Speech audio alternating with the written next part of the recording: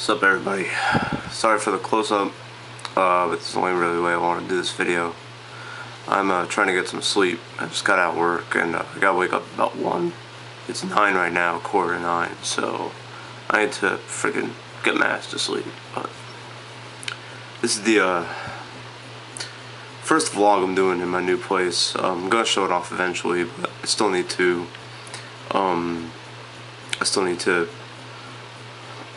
get like all my shit in my room, and then I'll tour the whole place because it's a big fucking place. But either way, I got my door open. I don't care if my roommates listen to me. In fact, I kind of want them to, just because maybe it'll get them to know me more or whatever. So like I said in the fourth 15 years later video, my dad died when I was 24. That was the first ever death I experienced in either my family or amongst people I knew, aside from a few pets in my teenage years and in my adolescent years, which I kind of didn't have the emotional capacity to get affected by it. That was the first legitimate death that I felt legitimate pain from. And since then, I've gone on pretty much a almost decade streak, minus a couple years, of at least one person or pet dying. In 2007, my grandfather died, my mom's father. And in 2008, both my dad's parents died almost right after each other, like a week apart. In 2011, my cat died after me raising him for almost 5 years from being a kitten. One of the coolest bowling tournament coordinators that I've ever known died last year of a heart attack. And on Monday, my childhood friend Chris, one of his best friends on the same tier as me, who's known him for pretty much his whole life, he died. I don't know how to feel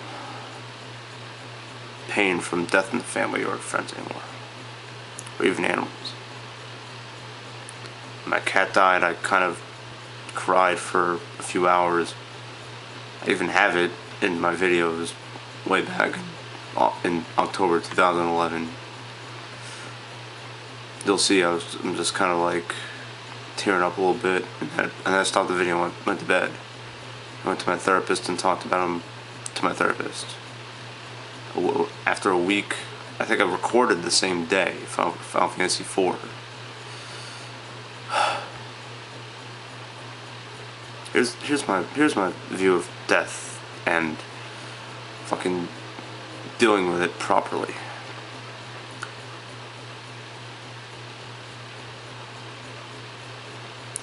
I feel both guilty and proud to be kind of numb from the pain that I'm supposedly supposed to feel when someone I know or a pet dies.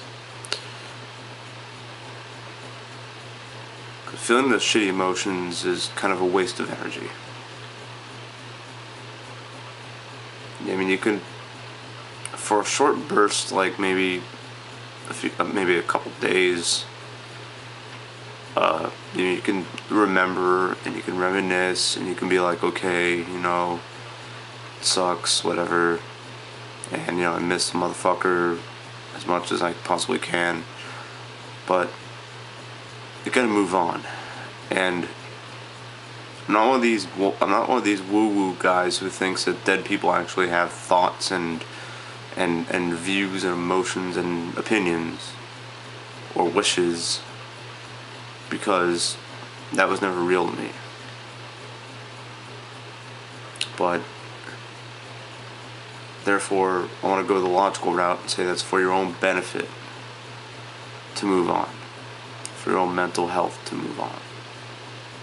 It took nearly 5 years for me to accept my dad's death, and that was because I felt obligated to be upset about it, to be mad, to be sad about it, to let it ruin my life and run my life and make me do stupid shit. Post on my Facebook You can see it at Facebook/TheBigJew without $8.99, just The Big Jew. If you have it, go ahead and friend me too. Just say what your YouTube name is. This way I know who the fuck you are. I posted a stat saying, last year the bowling coordinator died, and this year my friend died. And I said to myself, there's emotions that I know I should be feeling, but I've systematically taught myself not to feel, and it sucks. The reason why I systematically taught myself not to feel too many emotions after a death of someone I know, it's not because I want to disrespect the dead, okay? Like I said, I've in my opinion, that people don't have that kind of concept. They don't give a shit. It's not even me speaking, that's George Carlin speaking, okay? But logically, it's true. I'm doing it for my own good. Because my dad's death haunted me. It made me do stupid shit. It made me gamble all the fucking time. Just to run from the pain. Instead of just dealing with the shit. It made me drink myself into oblivion. And then I would take sleeping pills because I couldn't sleep, because I always think about what he was thinking of me at that moment. Moving on is not easy. But the way that you're supposed to move on is you gotta look to the people you know who are alive now. If there's someone you know that you haven't talked to, they don't want to talk. Just send them a text. Send them a Facebook inbox. Because of social networking, that's why I fucking hate people who don't use social networking. Because if you don't use social networking, you are fucking yourself.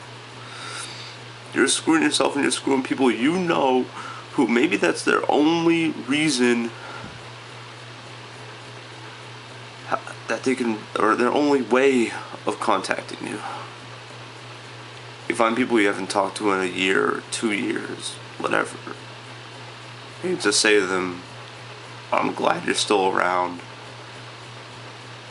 I'm glad I still know you. I appreciate you being my friend, family member, son, daughter, mother, father, lover, a friend, enemy, arch rival, nemesis, fucking mortal enemy. Doesn't matter. And if they don't want to stay in contact with you, then that's their own fault. But you at least need to attempt it. Okay? There was a girl that I had a falling out with a couple months ago. I wanted to see her for my birthday. She didn't even say happy birthday to me. Nothing. As soon as I moved in here, and as soon as I heard that my buddy Mark, that's his name. As soon as I heard that Mark died, I didn't tell her that, but I'm gonna. I just sent her a look. I know I said some stupid shit, and I want you to know that I'm just gonna be your buddy from here on in. I just want you as a buddy, nothing else. And she hit me back, and I was really happy. I was ecstatic the whole day, yesterday, when that happened.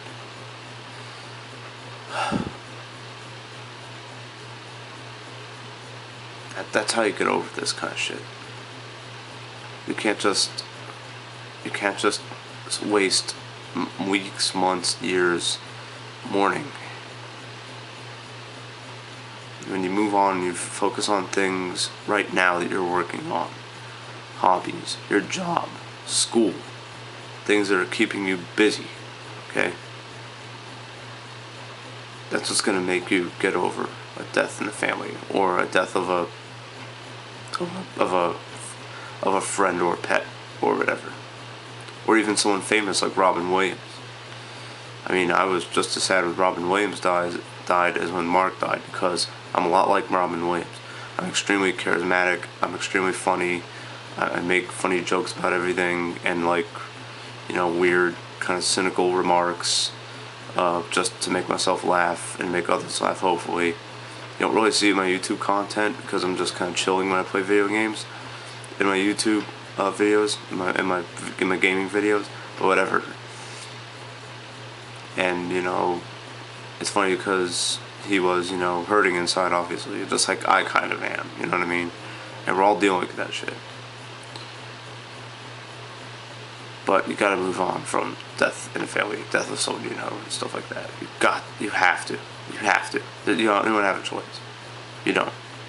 The alternative is to be fucking like Bruce Wayne and goddamn The Dark Knight Rises, where you lose all your money and the bad guy fucking buries you 2 miles under in his secret dungeon grave thing. Anyways, I'm done talking. I'm done running my mouth. I just need to get this off my chest. Alright. Yeah, I'm out. Thank you for watching. And I love you all. Yeah, keep being awesome and stay strong.